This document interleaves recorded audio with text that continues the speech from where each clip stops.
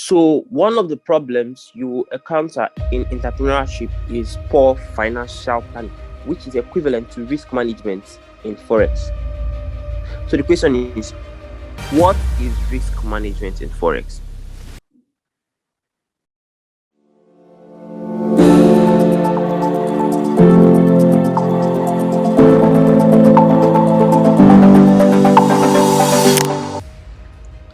Risk management is the act of taking calculated risk in the market and making sure you make more money than you lose in the long run. Okay, so risk management is something that most traders, on the rates, some traders take it like, okay, fine, we're in the market, and all I just have to do is to be right. Okay, so if I can work on my strategy, if I can know when to buy, when to sell, it means I'll be profitable. But that's not true. As a matter of fact, the market behaves in a certain way. Now, this is not supposed to be strange to you guys. If you are coming from a 9 to 5 into Forex, what happens to you? You normally you start feeling like you must make money at the end of the month. 9 to 5 jobs, at the end of the month, at the end of the week, they expect what salary. But in the world of entrepreneurship, it's not that way. We expect income, and every month or every week is not supposed to be profitable all the time. Though the goal is to make profits, but not every time it's profitable. Sometimes you make losses, sometimes break even, sometimes losses, sometimes wins. Okay, so as a forex trader, you have to be more business minded and know that, okay, I'm not going to win every single trade I take. So when I take a trade, I want to manage my risk. I want to know what I'm going to lose. I want to be able to risk what I can afford to lose. That's why there's a rule, the 1% rule.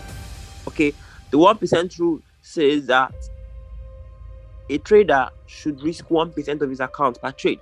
Now, this rule is not for everybody, it's mostly for beginners, because while you're new in the market, you have so many things to work on: your discipline, psychology, mastering your system, and all of that stuff. Risking more than 1% is going to be dangerous to you.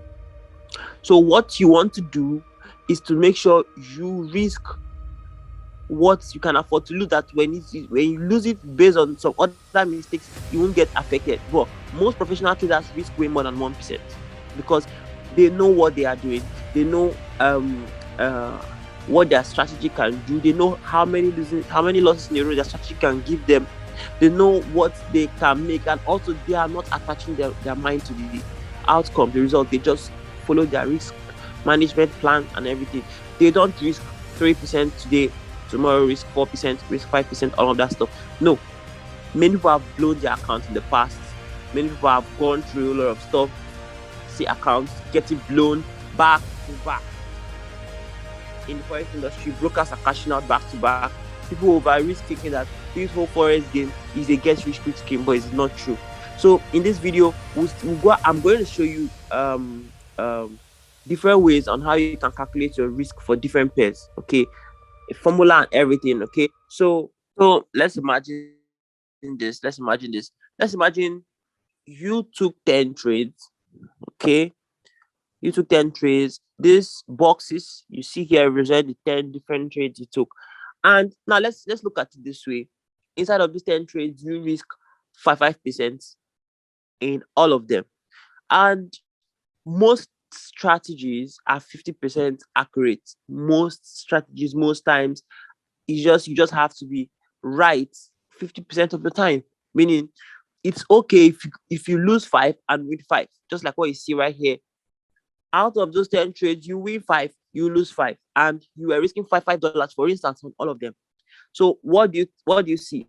At the end of the long run, which is at the end of the 10 trades, you still make profit. Why? You are risking a particular amount of money consistently, and you make sure your risk to reward is 1:2, meaning you're winning double of what you normally risk.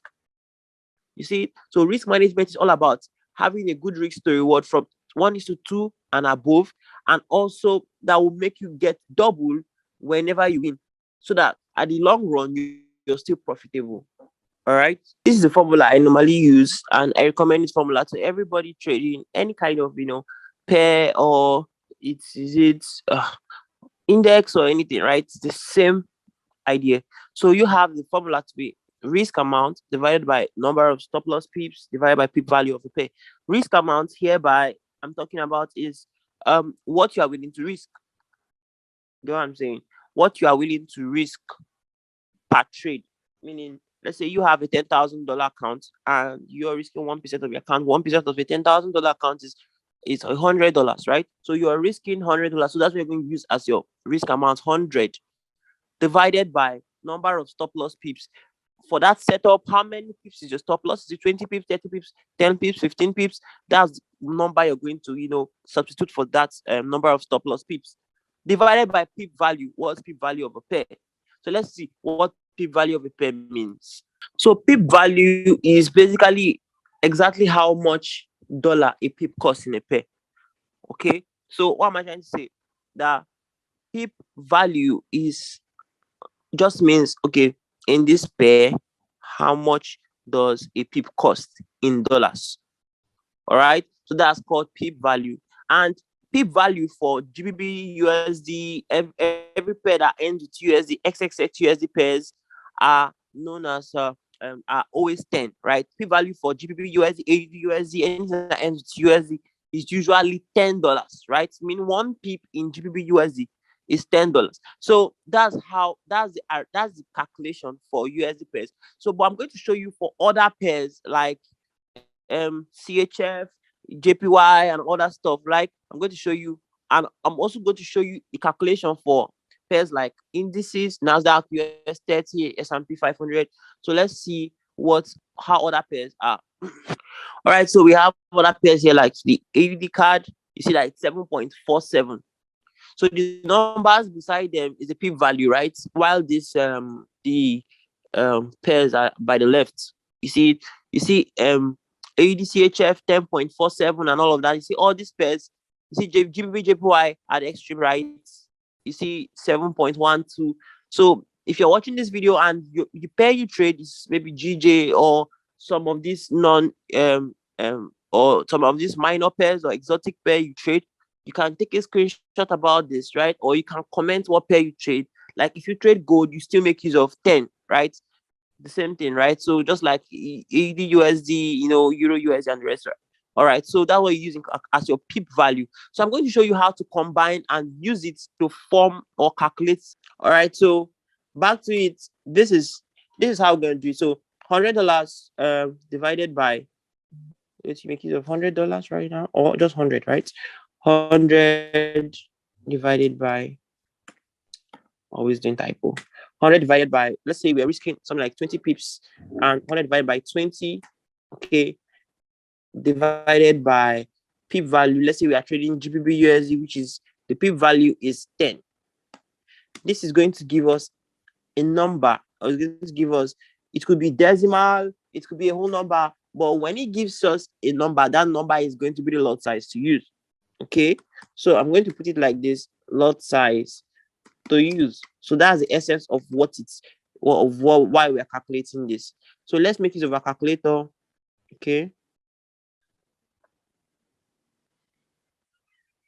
So 100 divided by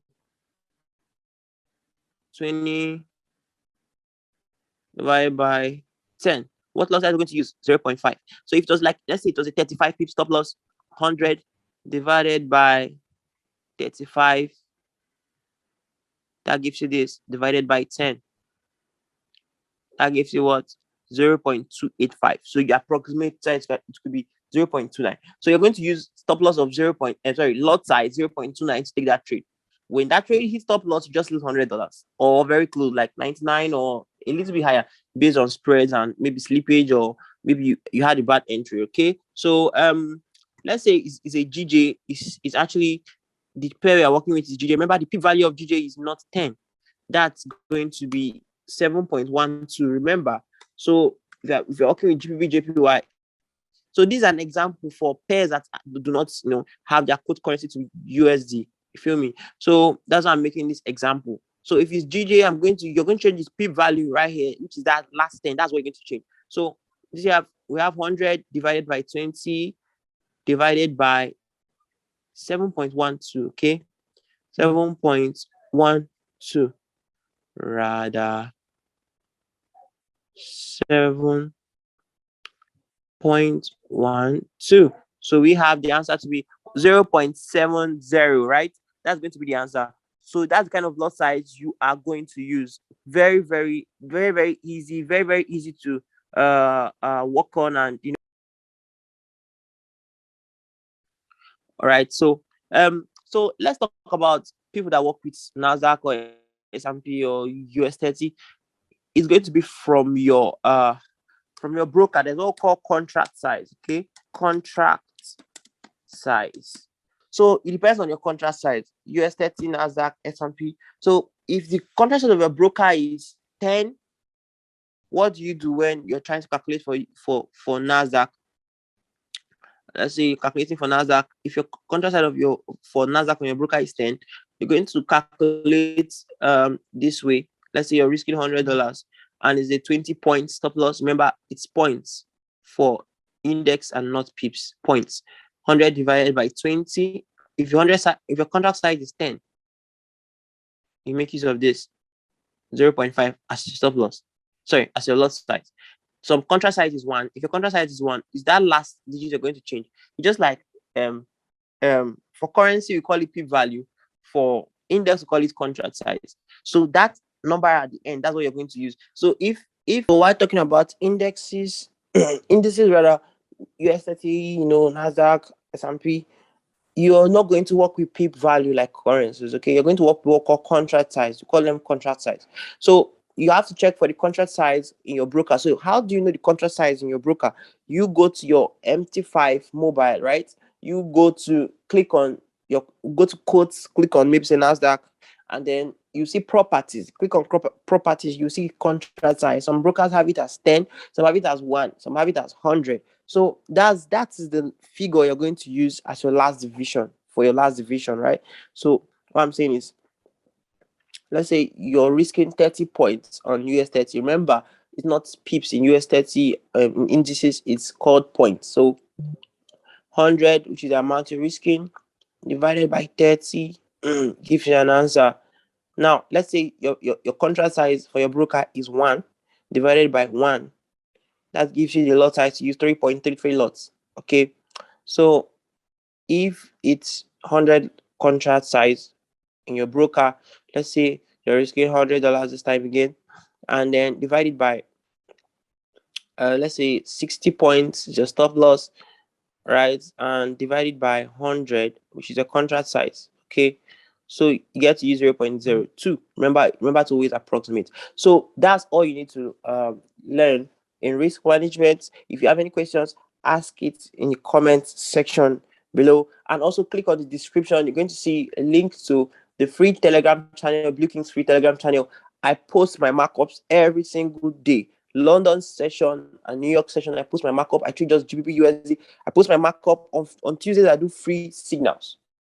All right, I send my trades for free.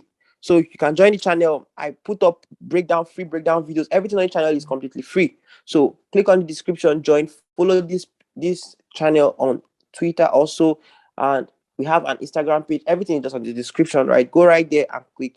So don't forget also to like and subscribe to this video for me to put up more educational content. Thank you and peace out.